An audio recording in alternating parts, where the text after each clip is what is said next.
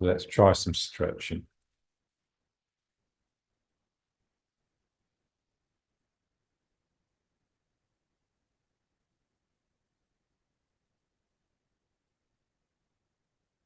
Extending from the spine. Your eyes are with the hand that's coming in.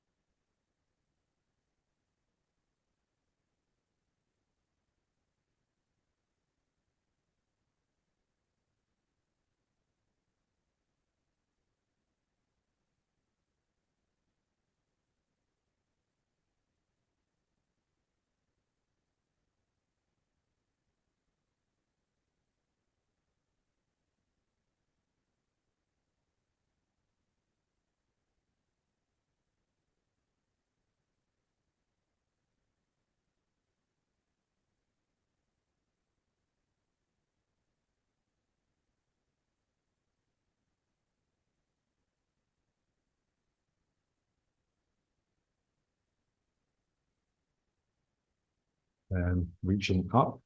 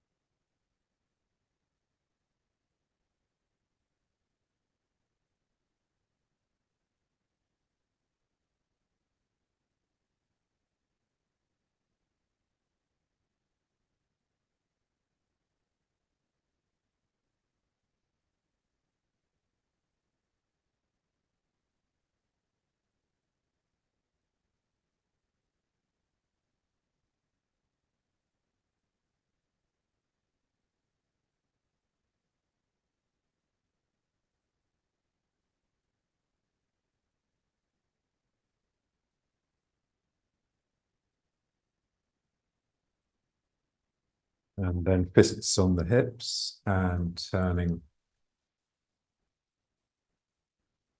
and punching to the side.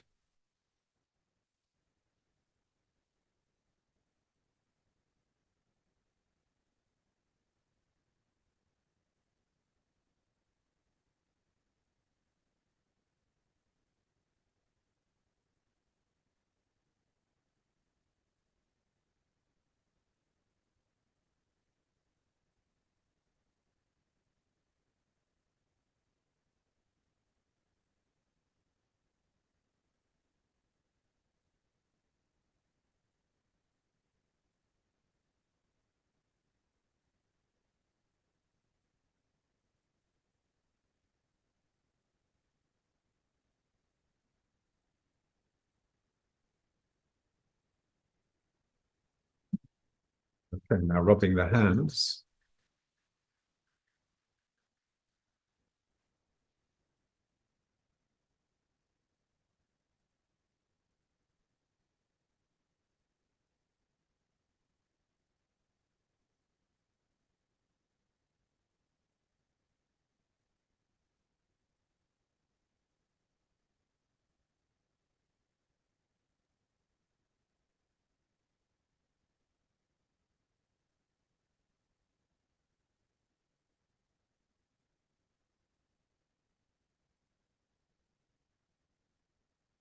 And rubbing the knees.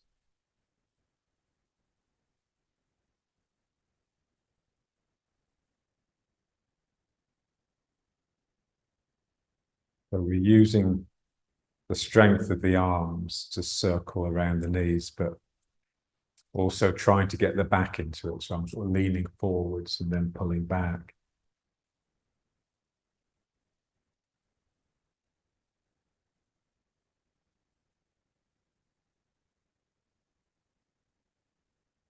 And then slowly it tries to alternate until eventually you're bringing a twist in and the hands are alternating.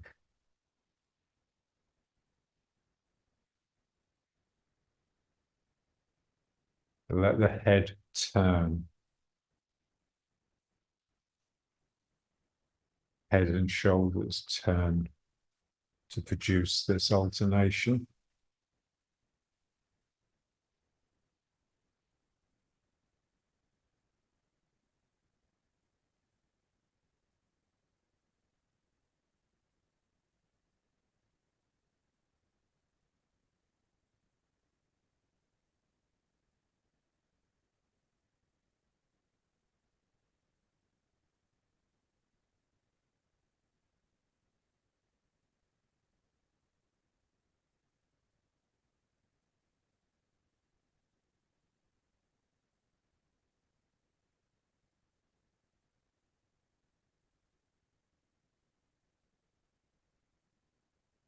And then rubbing the hands again.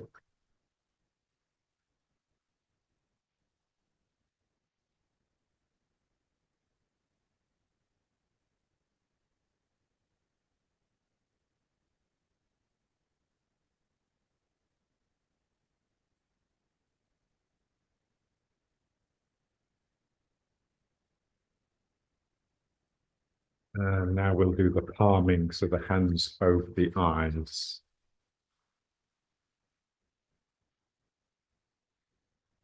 The eyes are closed to start with, trying to block out all of the light.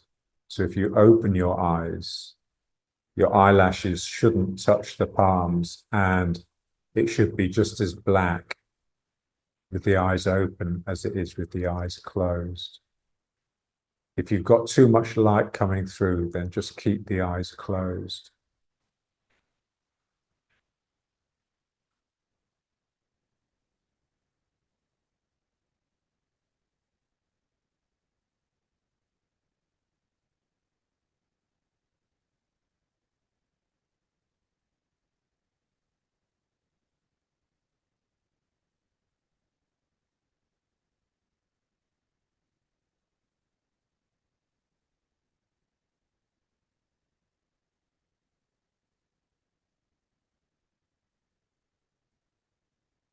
And now close the eyes. And for this next bit, we're going to keep the eyes closed. So you just have to listen to what I'm saying.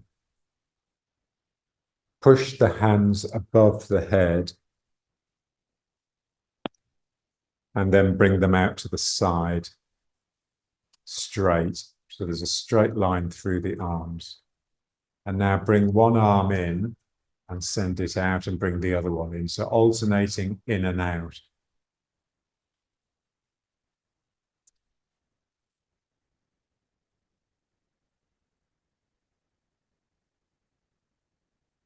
What we're trying to do is build a mental picture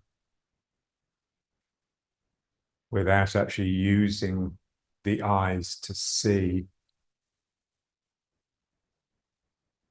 So my proprioception, my self-awareness, my body awareness tells me where my arms are. And if I let it, that will sort of condense into an image, a moving image.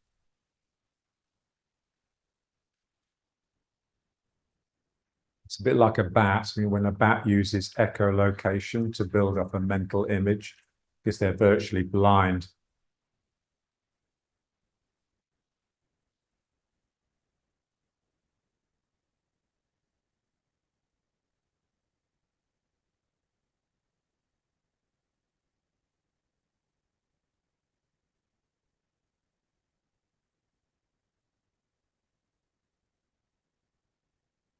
And then both hands out. Then the hands up again and down into prayer. And then you can open the eyes. And now we just rub the hands again.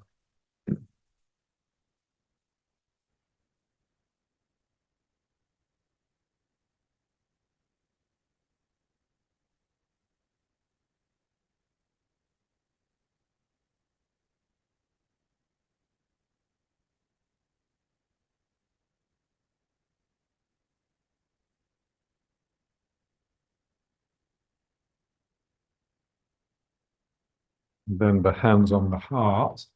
I've got a microphone here, so I'll just say what we're going to do. Hands on the heart and circling the head.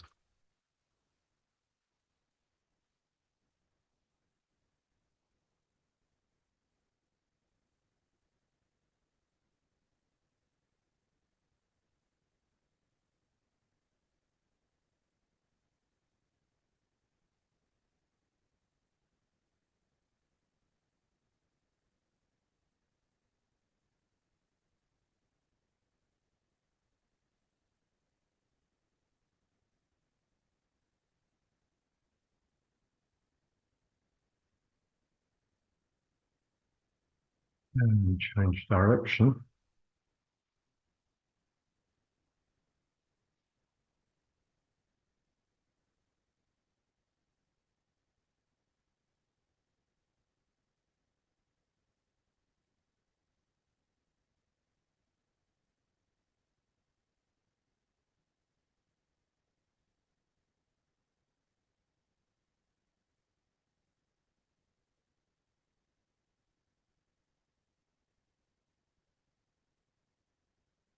And rubbing the hands again.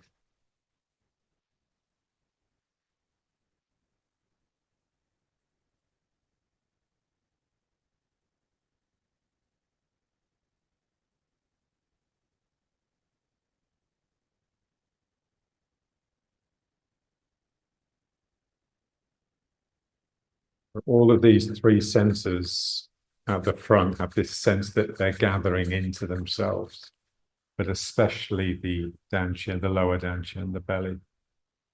So just placing the hands on the belly.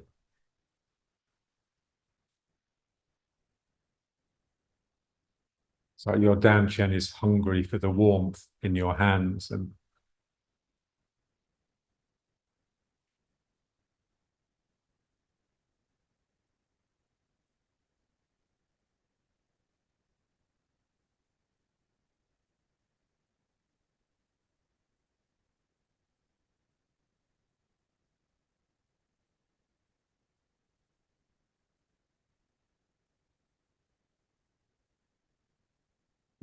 really feel the point of the down chin if you can. And it tends to move around. So sometimes it's higher, sometimes it's lower. It's connected to the perineum directly beneath it. And it's also connected to the kidneys.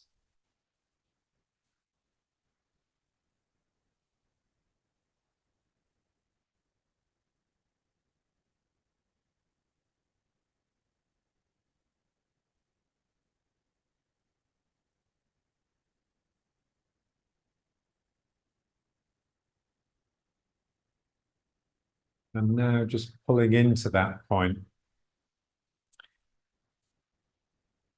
really sucking in the belly, closing the hands into tight fists, screwing up the eyes closed, pulling up your anus, and then releasing.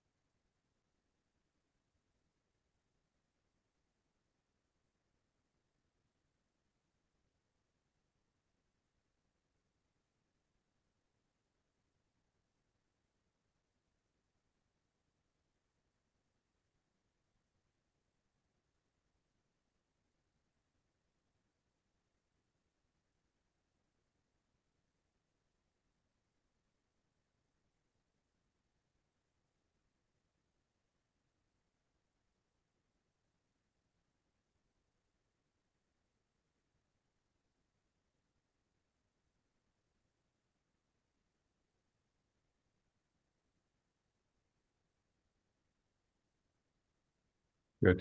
And now just a minute of arms behind the back.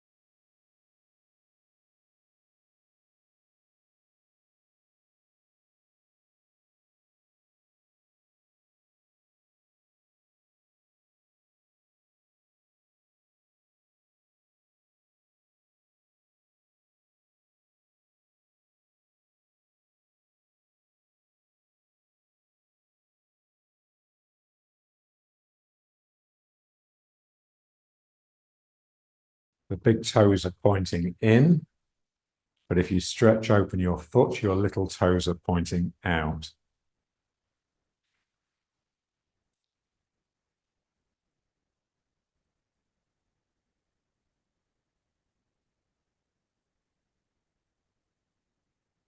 The important points of the foot are the heel, the outside edge, but especially that part of the outside edge just before you get to the little toe, and the big toe pressing down. It's like a tripod.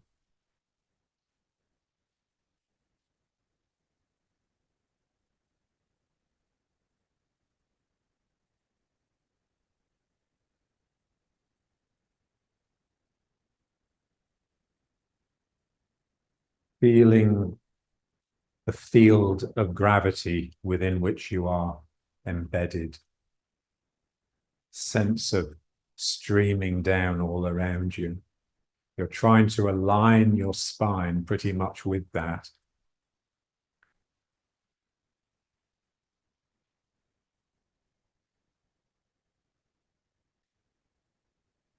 And just trying our best to relax the legs as much as possible, which is difficult because they're supporting us.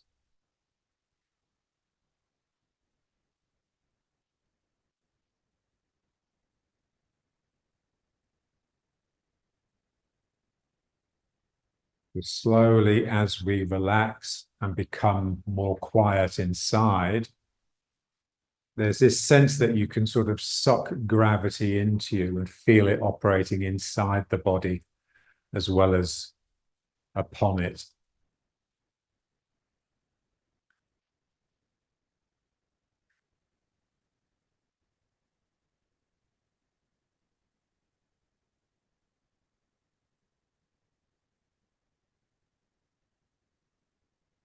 Now let's try the Qigong.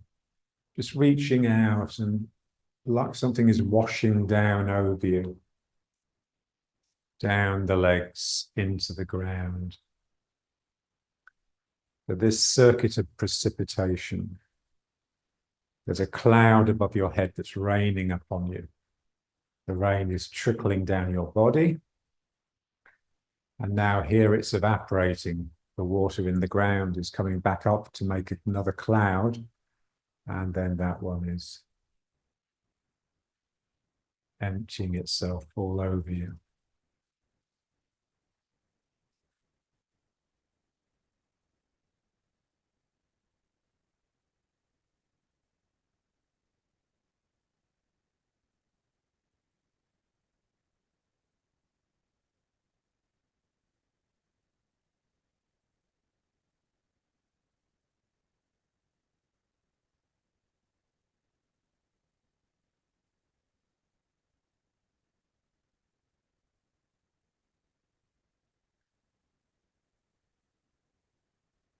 Feel that point where it splits across the sacrum into the two legs.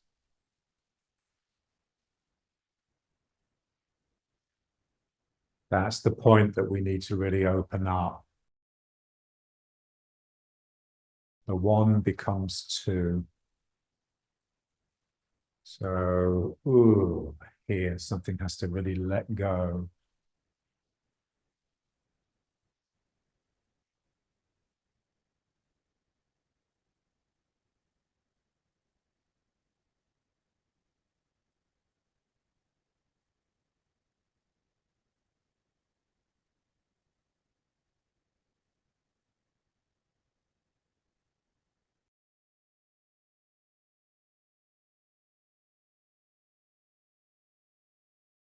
Bring in a little wriggle to the spine. So to get it to go through that point, to get it to branch at the sacrum, I sort of need to sort of twist a little bit and get a bit of a wriggle. And that separates the one, the descending spine, into the two legs. And there's a sense that it never really becomes one again. It's always these two arms that are slightly out of phase, sort of playing with each other, trying to come together, but at that point of coming together, they don't want to.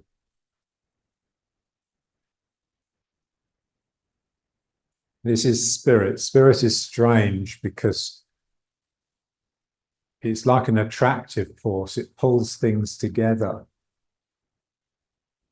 But then it's also a repulsive force in the sense that it doesn't allow things to merge. It's like the yin yang symbol. The containing circle is an aspect of spirit, but also the line separating the black and the white is an aspect of spirit.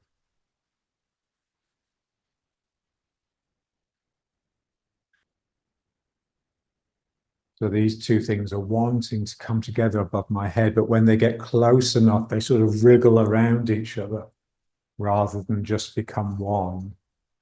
This is really important. But that lovely Buckminster Fuller quote, the value of unity is two.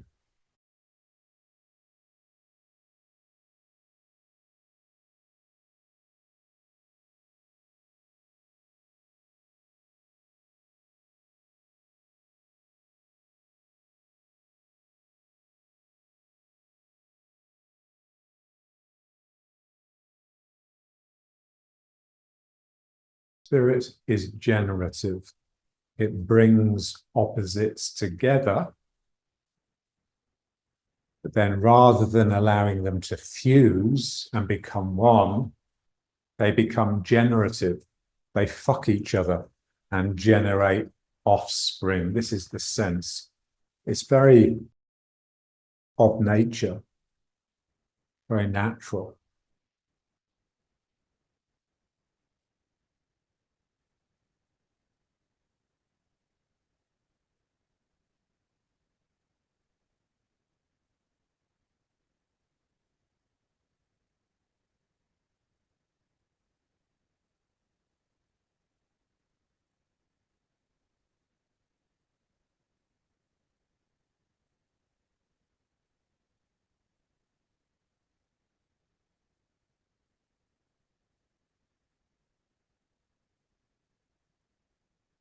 And then just back into riding horse.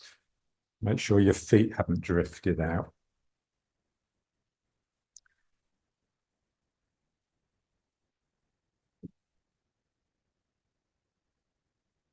So it's there in the feet. The big toes are sort of moving towards each other and pressing down. So they're sort of together and stable. And the little toes are like these naughty scouts that are trying to scamper off in opposite directions. It's the same thing, it's just spirit. The two aspects of spirit.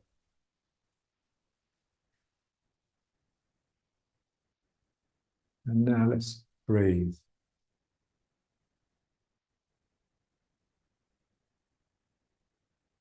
The movement of the hands marks the breathing. And I'm trying to get that movement into everything, into the spine, swaying backwards and then forwards, and also into the legs. My legs straightening, and then my legs bending to pull me down.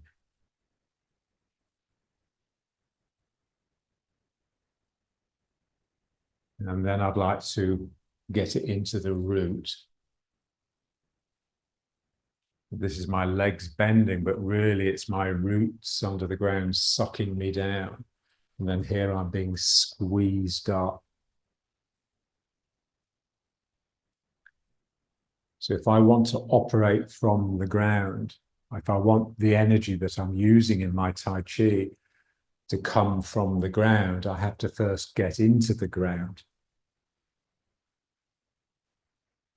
I have to really allow myself to be sucked down, and then this is just squeezing from the ground.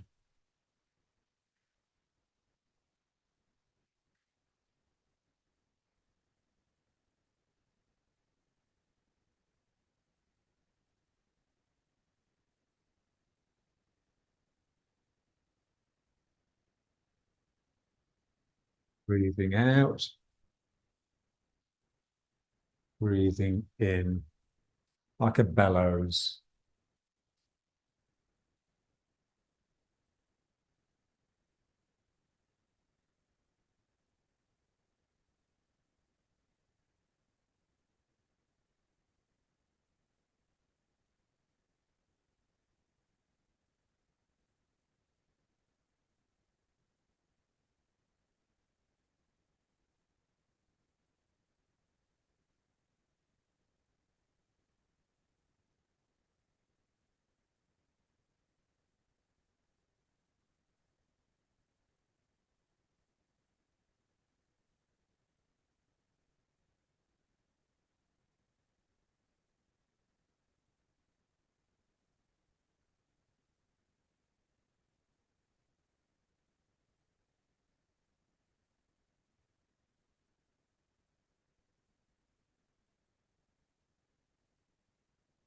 And then bring it into the tree. Now, reaching down and bringing the energy of the earth up your body, out of your head and your arms, and then it sinks down around you, reaches into the ground again, and sucks up the body.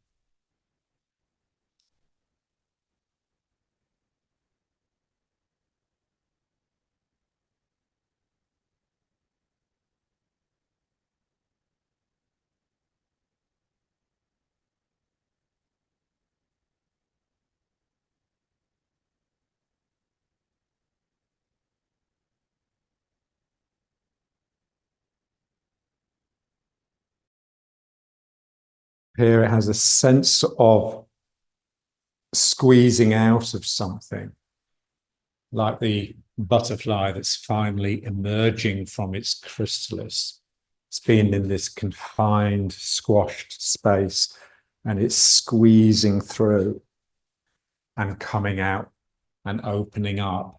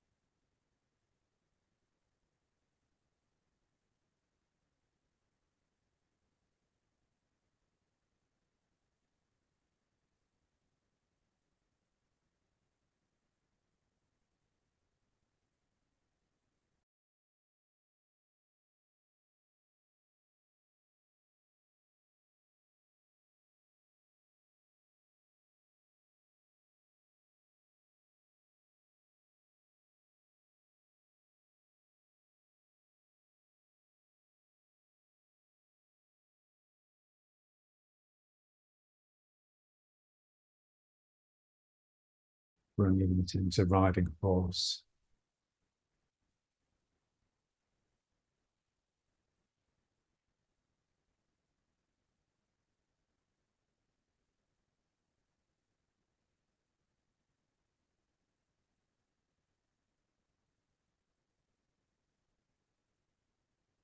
feeling the circle of the arms.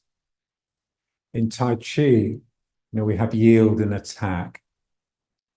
Dr. Chi used to say 90% yielding, 10% attack.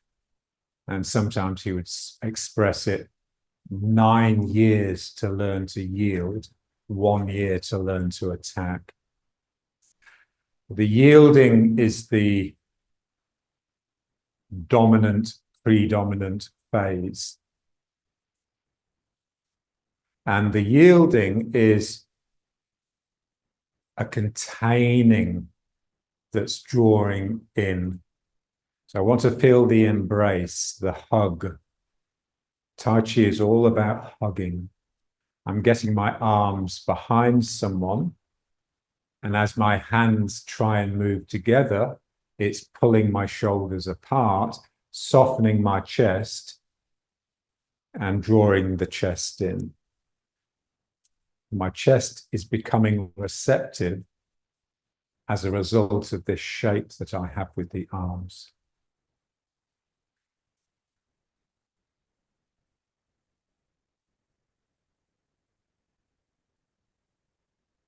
And then I want to feel the same thing in the legs. Remember, exactly the same thing in the legs. So my legs are reaching down and I'm bowing my legs by feeling as though I'm trying to pull the feet together. It's not really, it's more like you're just making sure you really are in the outside edges. So you have to push down your big toes as well to stop your big toes peeling off the ground. And this area here then feels like it's stretching open.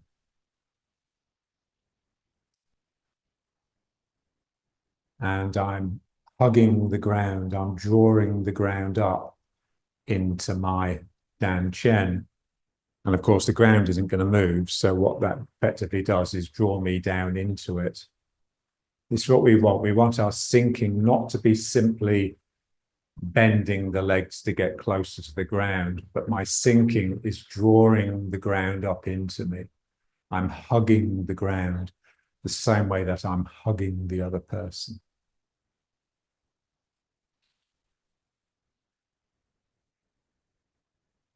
So when you hug another person, you get your arms behind them, but this area here that you're drawing them into has to remain really soft and open and inviting. It's the same here.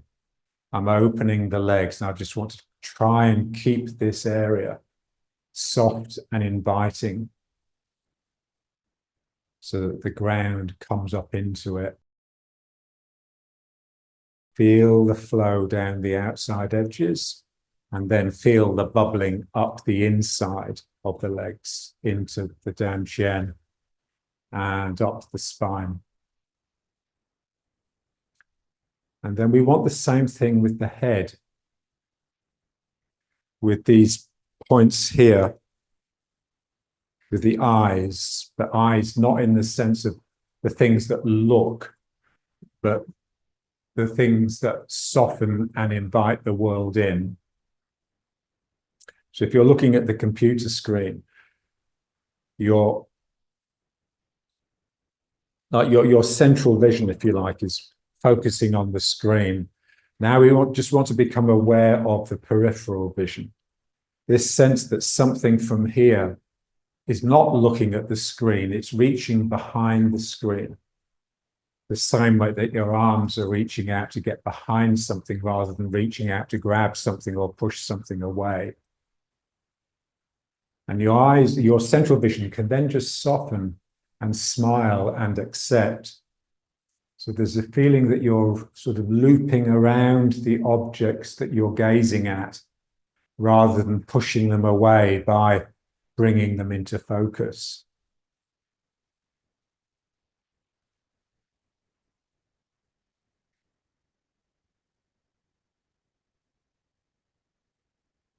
It's what animals do it naturally. There's loads of cats around here and they sort of get to know you. They realize you're not a threat. They won't actually let you touch them, but they realize they don't need to get out of the way on the path. For example, if I'm walking, they know I'll walk around them. And they sort of acknowledge you, they sort of look at you, and then they gently close their eyes, which apparently is a cat's way of saying they accept you. They're closing their eyes, which means they're no longer having to look at you. They no longer consider you a threat. But it's a real softening as they close their eyes. It's like they draw me in at the same time that something of them wraps around me. So I do the same to them.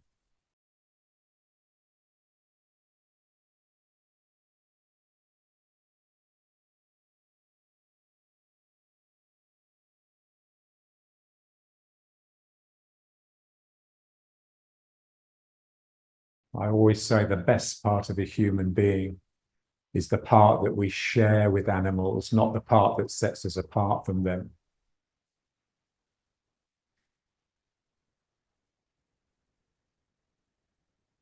Now moving from side to side.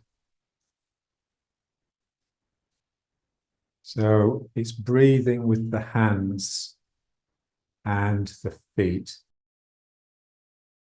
One hand is really opening, and then it closes, and that allows the other hand to open. And it's just the same thing in the feet. The feet and the hands are doing exactly the same thing. As my hand closes, my foot clenches and bends, my leg bends, drawing me into it. But the other one is straightening, which is pushing me even more in that direction. And then that one bends.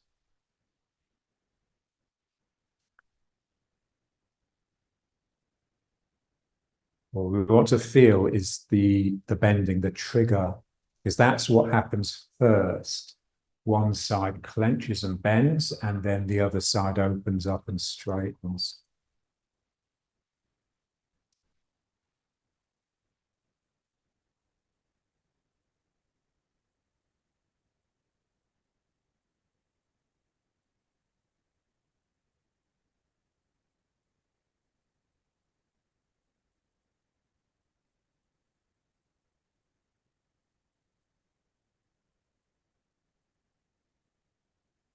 Let's just turn it into that reaching forwards exercise. So you're just reaching out for something, grabbing it and pulling it into yourself. So in order to grab it and claim it, I have to wrap my fingers around it. I have to encircle it somehow, at least encircle part of it in order to get a hold of it. Opening my hands, stretching and extending my fingers, and then I enclose, I contain.